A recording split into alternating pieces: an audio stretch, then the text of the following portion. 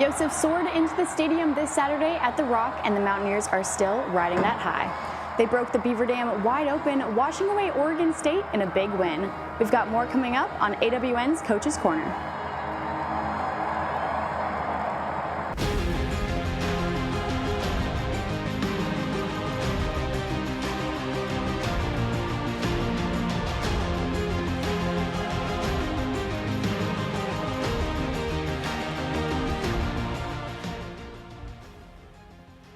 Welcome to AWN's weekly coverage of the App State football press conference. I'm Trey Blake. And I'm Nora Yoakum. The Mountaineers won their first game in almost a month and their third of the season. App State now sits at a 3-2 record heading into the Sun Belt Conference play as they travel to Atlanta to take on the Georgia State Panthers. Staying on App State's great win this past weekend, we had a new face there for AWN. Here's Dylan Shepard with the report. In front of a sellout crowd here at Kidd Brewer Stadium, the App State Mountaineers stunned the Oregon State Beavers with a final score of 27-23. In a game that featured a ton of back and forth action and late game stops on defense that helped seal the victory for the Mountaineers. So I'm so proud of our players, the fight that they showed, the heart they showed, and I think it's something that our fans can be proud of. Fans deserve that. I didn't come here to be 500. Our fans and my boss didn't bring me here to be 500. They came here to fix things and to win football games. So you got to make some gutsy calls sometimes. But it was everything that you dream about as a head coach. It's about like the crowd, like just very special moment for me to win that game. The first one's always special, but to win that game at home like that in front of that crowd, like that's a moment that I'll remember for the rest of my life. Redshirt sophomore quarterback J.J. Cole made his debut in the black and gold for the Mountaineers in this game, rushing for a touchdown and passing for another. Yeah, I think it was very emotional. It's been a lot of seasons of waiting. I think there's been times where I've been praying to be right in the situation, right where I'm at. I mean, I thought, looking back, I thought I handled the situations pretty well. I didn't think the moment was too big. I thought I was very composed. But there are some plays that I wish I had back, which I think is just football. I think our defense, obviously at the end, I can't talk enough about them, and the red zone stops they made, that was just unbelievable. The Mountaineers defense came up big in the fourth quarter with a goal line stand and 2 key interceptions to help clinch the victory in front of their home fans. The team's getting the red zone. We've been giving up more points than we'd like to. So our coaches have put a big emphasis on that all week and really been working on that. I'm just glad that we were able to blow up in the red zone and come out with some stops and takeaways and just make them kick field goals. I want to say thank you to our crowd who stayed in this game with us from the first play to the last play. And if you don't think that they affected those last 2 plays of the game, you're crazy because you weren't on the field and you didn't feel the emotion that our kids felt when that place was rocking. And there wasn't a doubt in their mind they were about to get a stop. App State travels to Atlanta, Georgia this weekend to take on the Georgia State Panthers on October 11th at 3:30 p.m. before hosting Coastal Carolina in Boone on October 18th for the homecoming game in what is expected to be another sellout of Kidd Brewer Stadium.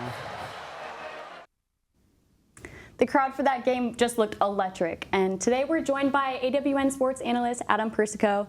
There's a bit of a quarterback battle going on. What's your take on that? Yeah, I mean, it's an interesting situation, right? There's this old saying, if you have 2 quarterbacks, you don't have a quarterback. And I think right now at App State, they need to work on this identity, right? It's still early in the year. We don't know what the offense's identity is if we're going to switch back and forth between quarterbacks. I think getting a guy like A.J. Swan back in there would be really important for the App State offense to kind of return to what it wanted to do. I mean, I think with A.J. this weekend, we knew he was injured coming into the game, or we found out at game time he was injured. And J.J. stepped in, and J.J. played phenomenal. But JJ hasn't played up to this point. JJ has 1 win, AJ has 2. I think right now you're going to see AJ come back in, but maybe with a shorter leash, now that we know JJ can play to this level, and we know JJ can be that guy. And you'll have to question if AJ Swan continues to struggle in the red zone, maybe then you'll see more of Cole. But until then, I still think it's AJ's job to lose. Now, Adam, looking at the press conference, what do you think we're going to hear from Coach Loggins today? Yeah, I mean, I think we're going to get clarification on that quarterback battle. I'm sure somebody's going to ask about that. I mean, that's almost a guarantee someone's going to bring that up. I think the other thing is he's going to thank the sellout crowd like he does. He seems to be very gracious of the Boone community. He seems very, very gracious of everyone around here. And so I think we're going to hear that from him now. And it's ready to go to the press conference as Coach Dowell Loggins at the stadium. Alrighty. Thank you guys for being here. Want to thank our fans first and foremost for leading that victory last week. It was a huge home win for us. 6th largest crowd ever here, and you felt it. You felt the energy, and it had a huge impact on winning. So very grateful for everyone that showed up and stayed with us for 4 quarters, and an awesome team win, complimentary win in all 3 phases. And now we've got another huge road test in front of us. So I'll open it up with questions. David Ware, 24/7 Sports. Dal, after the game Saturday, you mentioned some things to clean up. After you had a chance to digest film, what jumped to the top of that list? Yeah, start with offense. We got to continue to maximize our opportunities. We had a flea flicker. We dropped a pass on that could. I think at the point it was 17-7, would have put us inside the 10-yard line with a chance to go up 24-7 right there, and stalled out in that drive with those missed opportunities like that. So just making sure we're doing a great job there. We're becoming a good run football team on both sides of the ball. On defense, we have to continue to slow down passing games. 2 weeks in a row, we've struggled to stop the pass. Now, part of it is because we're always going to be a +1 team in the box, and we're always going to be good against the run. But now it's like you have to be able to defend the second-level RPOs. And then when you do play man coverage, and we probably played a little bit too much of it in that game, you got to be able to stop the crossing routes and those things, and be on the communication of cut calls and those things, and make sure we're on the same page defensively. And then special teams did a great job showing up, and there's still more consistency that we can create in our kickoff return game. A couple things we need to clean up in our punt return game. That happy with the way Barnes is returning the ball, and love the way that Dom responded after missing the field goal and was 2 of 3 and did a great job, because it gives you confidence. It's not the 2 makes were awesome, but it's you miss a kick and you respond the right way, which is really hard to do. So happy with that. I thought we tackled better, and we took care of the football and offense up until the last series. Piggybacking off your special teams commentary, it felt like Saturday there were more of Cash McVay's kickoffs in play. Yeah. Was that intentional? Yeah, by design. We wanted to give those guys a chance to cover a little bit, and we felt really good about the week of practice we had, and we're getting great. Coach Crosby's doing a great job getting the right guys on the field, and they're bringing the right energy. So we wanted to give those guys a chance to affect the game a little bit. Moving forward at quarterback, A.J. Swann's situation, are you just going to continue to practice him as much as his capacity will allow, or is there any thought towards maybe shutting him down for a period of time? No, we'll know more today. They haven't been in yet, and so tonight will be more of a walkthrough, just because I still think that we haven't fully recovered from the Boise game, the travel to Boise. Normally we'd have a practice a day, but we're going to go walk through at night like we did last week. And so it'll buy some time. So we really won't know as much about him until he'll do some stuff today, move around, and be in the training room. But then tomorrow when we practice, we'll have a better feel of where he's at as well. Having Davion Dozier back, and certainly looking back to 100% now, talk a little bit about, from your perspective as a play caller, what is the dynamic when you add that third entity to Dalton Stroman and Jaden Barnes, and what does that allow you to maybe do to apply pressure against the defense? Yeah, Davion was a guy that, we recruited at Arkansas, that we had a lot of faith in, that he's been hurt twice, 2 different times with his foot. But, Barnes and Cummings are having such a strong year. People play coverages, and they're going to make you beat them outside the box. And they're going to play what people call 44 mini and try to take away your slot and take away the interior, the middle part of the passing game. So when they're doing that stuff, you have to have someone that can take the top off the coverage and beat people on a post. And he got by him twice yesterday, and really had a third time. We overthrew the ball a little bit. He leaned into a defender as he's creating separation, and JJ threw it a little too far for him, or he would have had 3 explosives right there and a second touchdown. But just the threat of being able to win one-on-one outside just creates, when you are running the ball efficiently, we created more explosives in the run game than we had, and that's a big part because he was able to run by him on a go, run by him on a post for a touchdown, and then even the second post that we missed, they know it's a long foul ball to the offense and it was a missed opportunity, but to the defense, they know we just got beat over the top. We got to soften up a little bit. Will Battersdale with Appalachian Weekly News. Coach, J.J. Cole made his first start of the season, and we can look at the stats and all, but what is your opinion on his performance and how he can improve going forward? Yeah, I was happy with the fact that we talked about the goals. As I told our team we'd win the football game if we tackled well and we didn't turn the ball over. And J.J. took care of the football. He was aggressive when he needed to be aggressive, and he took his shots when he needed, and he had them. And we hit all but one. And we dropped another on the flea flicker, but he threw an accurate ball. They should have put us inside the 10-yard line. And so happy the way he managed it. Was disappointed in the to open a series, to have a delay game, things that can't happen, which was his first start. And so it's good that we got to knock that out at home because we're going to go on the road now. And for him, if he is playing in this game, it's just there's more comfort level. You got to think about if you're a quarterback, you're going to get your first start ever. What do you do the night before the game? What's your game day routine? You've gone through that as backup, but you've never done that as a starter. And there's more pressure than what people could ever fathom unless you've done that. And I thought he handled that part of it well. I thought he stayed into the game, played one play at a time. I saw a stat line, I peeked at it right before I came down here, and he would have been, if you take out the drops, then he's over 50% as a passer. The completion percentage didn't indicate how well he played or how well he threw the ball as well. And then the team looked really strong in the first quarter. Can you kind of walk us through what happened in the other three quarters when Oregon State was able to claw their way back in? Yeah, you didn't think that last series we finished strong? Oh, you did? Yeah. All right. So you second, third quarter. Yeah. Yeah. Well, here's what happened. Great question. I think we fed off our crowd's energy early and jumped out early, and our special teams showed up, and we played complimentary football in all three phases together. So it's a flash of what this team can be. Then I think that it was kind of like the Charlotte game, and everyone kept asking me, like, why are you in such a bad mood after the game? Because I don't think we have the killer instinct yet. And I think when you have that killer instinct, when it's 17-0, then you catch that flea flicker, and you go down and score. You make it 24-7. And you don't allow the leaky yardage to start happening in the RPO game, in the second level, the passing game, and you start your mentality changes. And we've talked about this before around here. We have to learn how to win. These kids don't know how to win yet. They haven't been through this yet. They know 5 and 6, and so now you get in these close games and you get ahead, and you start to play complimentary football, all three phases. We don't have a dominant unit, but we're going to be better as a team than we are as an individual unit. So when those things start happening, you have to have the killer instinct to put teams away. And I think if we catch the flea flicker and we finish that drive and all of a sudden you go up right there, then it changed everything. We came out of the second half and scored, I think, on an 11-play drive or a long drive to start the second half, which I would say was good. And so I would say we started fast and finished strong. We had a lull for sure, but our team did what they needed to do to jump out and play with a lead. We got to finish. We have to have more of a killer mentality, but I love the way our team finished. Matt President, App State Sports Network. Looking ahead to Georgia State, they've played two quarterbacks for much of the season. What have you seen out of the way they've utilized them, and how does that dictate preparation? Yeah, you go through these challenges. With last week at Oregon State, we didn't know if the guy's hand was going to be healthy or not. So there's plenty of reps to go around. We'll prepare for both of them. We'll be diligent in our preparation. It does create a challenge, just like I'm sure last week they had to prepare for, hey, is it Cole? Is it Swan? Is it Noah?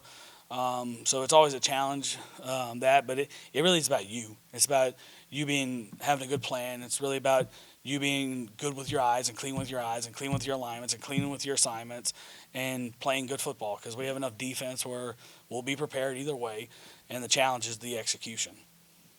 Defensively for Georgia State, what stood out in a game where they held JMU to 14? They have real twitch on their D-line. When you turn on the tape, you're sitting there watching. Oregon State was big, and they were different. They lacked some twitch. These guys are twitchy, and it creates a different challenge. So that's why you see them, JMU, who's a really, really good football team, go in there and score 14 points and struggle a little bit because the twitch on their defense is really good. They've got a couple good linebackers, a really good nickel, solid corners. They've done a really good job recruiting. Their record doesn't show that, but when you're just watching the tape, grading individual players, and they've played tough teams now. They've played some good ones. You see the talent they have. Lastly, you talked about what the win meant for your group on Saturday, but you also touched on the fact that it was a big weekend for recruiting, and you had a lot of former players here as well. What does it mean to you to have a day in which you tie the past, the present, and the future of App State football together? It's awesome. That's why I came here. The moment that I got to share with our former players right as the game ended, K-Rob and the boys were sitting there, and they brought unbelievable energy from the start. K-Rob, what a stud. What a stud. And getting to, I talked to Joey. He texted me before the game, or during the week, and was like, hey, I'm going to be there, and excited to watch you guys. And then got to visit with him a little bit, and we had a couple recruits taking pictures with him and stuff, which is a little bit awkward but cool at the same time. I don't know how to feel about it, but a ton of respect for Joey, and I have a ton of respect for how he feels about this place. And same thing with the former players. Like, for those guys, and they kind of rushed me at the end of the game, and it was awesome just because it was like, hey, at that moment, in a huge win, the emotion of the crowd, and for those guys, it's kind of like, hey, we accept you. Like, you're not quite one of us yet, but you're our coach, and we're in it with you. And I could hear that the goal line stand. I could hear K-Rob and the boys yelling, like, we got this, coach, we got this. I'm like, even when we're about to go victory, like, they're trying to, I'm like, whoa. With this group, it's not over till it's over. Let's kneel this thing out. But appreciative of how they, not just because I am a new, and I'm not an alum. And the way that they treat me and accept me, it means a lot to me. But it also means even more that they're honored and they know this door is always open for them because they built this new East Side. They built the new indoor facility, and the fans to be able to take pictures with those people and remember all the great moments they've had together. Like, it's what makes this place. And that our people are the best version of us, and our people are why you come to App, and our people are why App is known, why this Block A is known. It's our former players. Any other questions for Coach? All right, thank you. Appreciate you guys. Adam, what did you see from Coach Loggins in this? Yeah, I think he had a lot of interesting notes. I think one thing was he mentioned the Swan thing. We're going to get an update on AJ Swan soon. I think that's very important to hear. I think one thing that he said that was very interesting about the quarterback thing that stuck out to me was JJ took care of the football. That is something that the team has struggled with up to this point in the game so far to where we're at. And taking care of the ball is so paramount. We have lost the turnover battle in pretty much every game prior to this weekend. J.J. Cole took care of the football. That is paramount for this team. And Coach mentioned the killer instinct. What do you think it's going to take for the team to get there? Yeah, I think you saw the killer instinct on that final play when you saw that hit from Birchall caught by Gamble, and it was just a massive explosion of a final play. That's a killer instinct. I think that's the perfect example. The fourth down goal line stop, that's killer instinct. I think those are things that show that this App State team can learn how to win, know how to win like he talks about. But right now, they're still working on that. And so it was a scarier game than it needed to be, but they proved that they can win those games. And I think that's an incredible confidence boost for these players. Adam, Coach talked about that the defense played a little too much man defense this past game, but there's been questions about their zone defense as well. What is your opinion on that? Yeah, I think it's a little funny because it's kind of just a tough situation right now for our pass defense. They're just giving up a lot of yards, and it feels like there's not really an answer, zone or man. I think usually in zone, right, we got beat by Anthony Hankerson passing or receiving passes, and Ethan Johnson usually is responsible for covering that running back out of the flat, but we didn't have that with the man coverage. You're relying a lot more on linebackers to get involved with the running game and blocking the running backs, and it just didn't work yesterday, or it didn't work a few days ago, I should say. And we're going to throw it to Will Battershell back at Kid Brewer Stadium. Thanks, guys. And this was a really interesting press conference. One of the big takeaways that I have from it is the things that Dowell wants to clean up, including maximizing on the opportunities on offense. He talked about that flea flicker pass that was dropped that would have put us ahead by a lot, and then we ended up dropping it and not able to move the ball, which allowed Oregon State to claw their way back in a little bit. And then also, Oregon State had a really good pass attack all game, and it's kind of been plaguing App State when they go against these teams with the good pass attack. So, we talked about that last week, too, on things that they need to clean up. They did look a little bit better, especially with the takeaways and making those key stops. And another thing was that killer instinct. We saw that with the ending of the game, where they laid the boom on the wide receiver and intercepted the pass to end it. And that was just a perfect ending to the game for a team that fought so hard throughout the whole game. And then J.J. Cole, with his first start, looked phenomenal, able to move the ball down the field, did make a couple mistakes, and his completion percentage, as Coach said, didn't look the greatest with all the drops. But that's something you can work on, because drops you can go in practice. And then the big thing is just extending the drives. They had a good long drive out of half. They had a good long drive in the first quarter, but there was that little lull period in between where the defense really stepped up and helped them keep them in the game.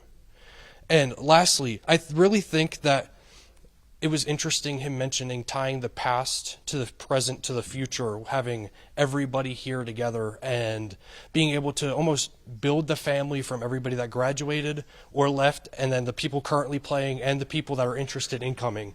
So I really feel like having that family aspect, even if somebody that wasn't an alum, was really, really important, especially with such a huge crowd here this weekend. Thanks, Will. And Adam, like Will said, we saw that fourth and goal stand from the defense. You take the ball out of Malik Murphy's hands, someone who was slicing up the App State defense all day. What's your take on that?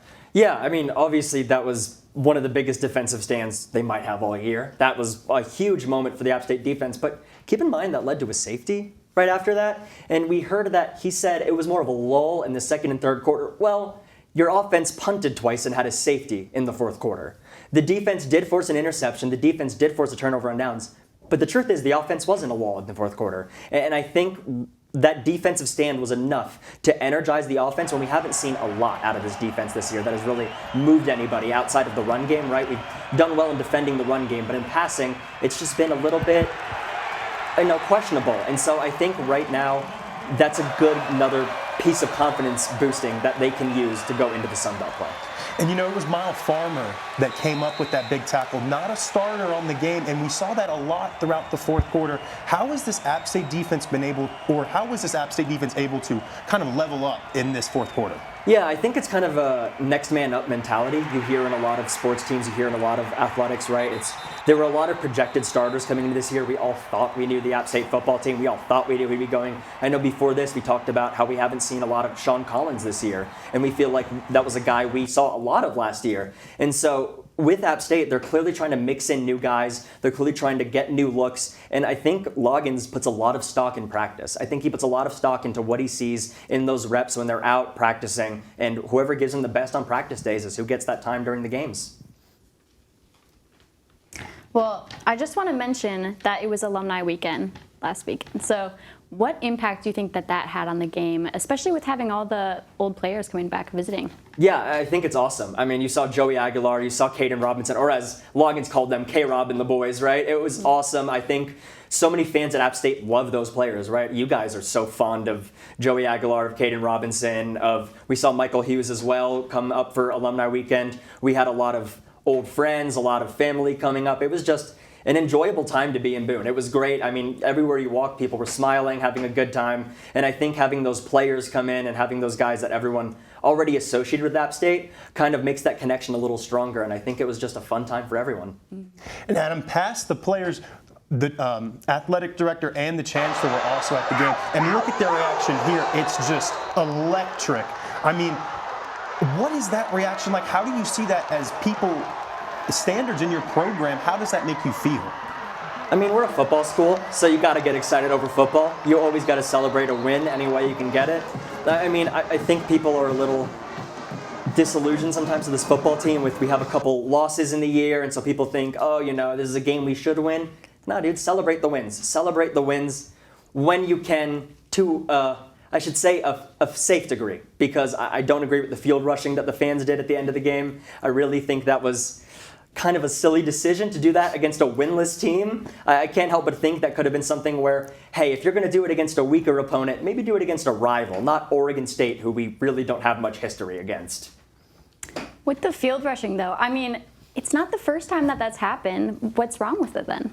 I'm just afraid someone's going to get hurt, for being honest. We've seen it happen so many times. I just can't help but think that it's just a bad decision with, young people and alcohol running onto a field like that. It's just, I can't help but feel a little worried about it. And so, it's just if you win a big game, like, you think about the games years ago. You think about when they had Troy on the flea flick, or not the flea flick, or the deflected pass that was caught, and last play of the game. Yeah, dude, rush the field for that. And then that last hit, that final hit and an interception on that Oregon State game, that is an exciting play, but I don't know if it's a field rushing worthy play.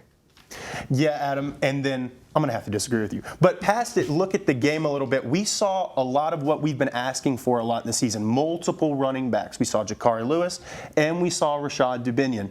What is your take on them splitting more carries? And then past that, what's your take on Dubinion's game?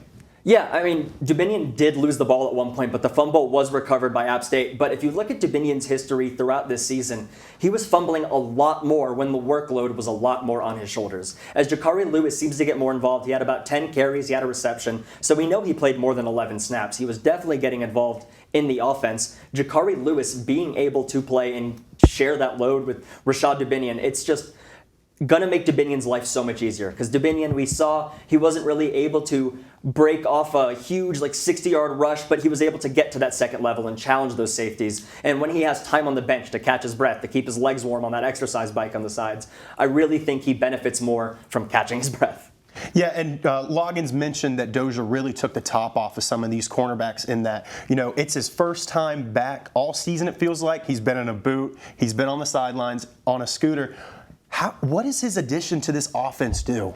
I think he becomes your wide receiver one. I think what we saw from him is an incredibly talented, physical, and quick receiver. I think a guy like that who can high point the ball, he can beat corners to the ball at the top, being able to chase down just a simple lob pass in the corner of the end zone, or being able to just outmuscle someone, one of those corners. He looked like he was able to do it all. And I really think this is going to become a guy who's going to get a lot more target share than people were expecting coming into this year. And we're looking at Dozier's stats right here. What does that do for a guy, his first game, 4 receptions for 140 yards? How does that build up his confidence? They got trust in him. And I think this goes further into what I was talking about earlier, where Loggins seems to put a lot of stock into practice, into what he sees, right? We can see these things in games, but we're not with these guys every day of the week. We're not with them in the weight room. We're not with them in the practice facility every single day.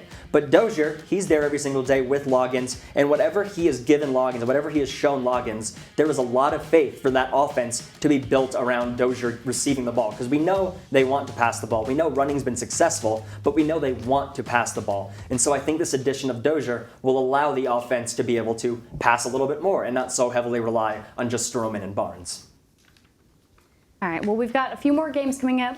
What do you think what do you want to be seeing? I want to see wins. Coming into this Georgia State game, this is the first Sun Belt East team we're playing. This is a game you have to win, right? There's a few teams in the Sun Belt East that are a lot stronger. You have the Georgia State game, that's a game you should win. Coastal, that's a game you should win. Now, Old Dominion, they look like a powerhouse right now. That's not a game I'm asking them to win. And James Madison, that's also a very difficult task. But you should be able to take those games against Georgia State and Coastal. Those are paramount for the Sun Belt East seeding, with teams like ODU and James Madison ahead. And also Georgia Southern as well. But I also feel like we should win that game as well. Yeah, and maybe a little more quickly, Adam, we're seeing a bit of Loggins mentioned that AJ Swann's getting that MRI today. We've got a bit of we've got 2 tune-up games coming up, and then we're really hitting that back end of Sun Belt Conference play. What do you think is the choice there, Cole or Swann? I think if Swann's not 100%, then you go Cole. I think you go Cole. He proved he can run the offense. He proved he could win a football game. He proved he could take care of the football. That's all you've been asking for from your quarterbacks. If he can do that, and Swann's not 100% healthy, I say you don't risk it. Yeah, and is Swann the go-ahead the whole year? Unless J.J. Cole were to have some magical 700-yard game where he throws, an insane amount of touchdowns, I think really Swann's still your guy. Swann was the guy at the beginning. Swann was the guy in training camp. Swann looks the guy when you're not in the red zone. It's just the red zone is the one thing he needs to clean up. And now he gets to spend this time to kind of clear his head. He gets to, sit and just focus on what he needs to focus on. Thank you for joining us during this week's coverage of App State football's press conference.